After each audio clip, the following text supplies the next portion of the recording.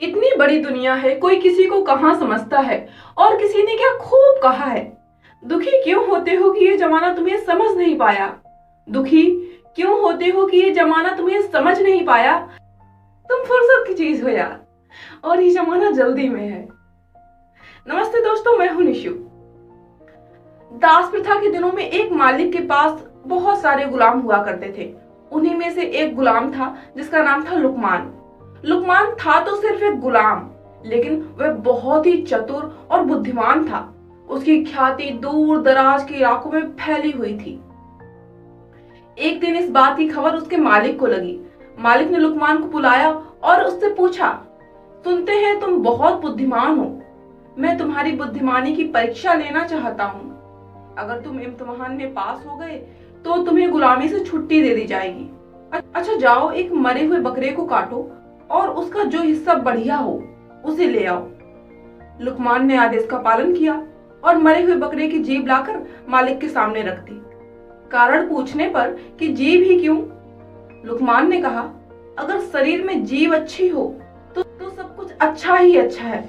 मालिक ने आदेश देते हुए कहा, अच्छा इसे उठा ले जाओ और अब बकरे का जो हिस्सा बहुत बुरा हो उसे लेकर आओ। फिर से लुकमान गया और थोड़ी ही देर में उसने उसी जीभ को लाकर मालिक के सामने फिर से रख दिया। फिर से कारण पूछने पर लुकमान ने कहा, अगर शरीर में जीभ अच्छी नहीं है तो सब कुछ बुरा ही बुरा है। उसने आगे कहते हुए कहा, मालिक, वाणी तो सभी के पास जन्मजात होती है, परंतु बोलना किसी किसी को ही आता है। क्या बोलें, कैसे शब्द बोलें, कब बोलें, इस एक कला को बहुत ही कम लोग जानते हैं। एक बात से प्रेम झरता है और दूसरी ही बात से झगड़ा होता है। कड़वी बातों ने संसार में न जाने कितने झगड़े पैदा किए हैं। इस जीभ ने ही दुनिया में बड़े बड़े कहर ढाए हैं। जीभ 3 इंच का वह हथियार है जिससे कोई 6 फीट के आदमी को भी मार सकता है, तो कोई मरते हुए इंसान में भी प्राण फूंक सकता है। सच में वाणी की बहुत सुंदर महिमा है। संसार के सभी प्राणियों में वाणी का वरदान मात्र मानव को ही मिला है।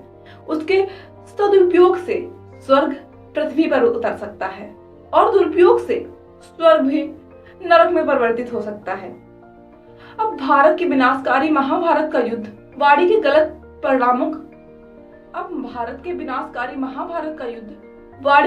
प्रयोग का ही परिणाम था। हम सब जानते हैं इस बारे में।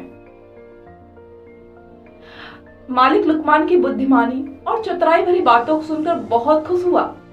आज उनके गुलाम ने उन्हें एक बहुत बड़ी सीख दी थी और उन्होंने उसे आजाद कर दिया। छोटी सी कहानी और इतना सुंदर सार कि मित्रों, मधुर वाणी एक वरदान है जो हमें लोकप्रिय बनाती है। वही कर्कश या तीखी बोली हमें अपयश दिलाती है और हमारी प्रतिष्ठा को कम करती है। आपकी वाणी कैसी है? यदि वो तीखी है या सामान्य भी है तो उसे मीठा बनाने का प्रयास करिए। आपकी वाणी आपके व्यक्तित्व का प्रतिबिंब है, उसे अच्छा होना ही चाहिए।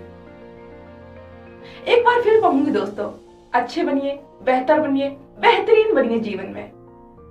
सोमवार से शनिवार देखते रहिए लर्निंग सीरीज की एक नई कहानी, क्योंकि खेलोगे नहीं तो हारोगे कैसे, हारोगे नहीं तो सीखोगे कैसे, और सीखोगे नहीं तो जीतोगे कैसे।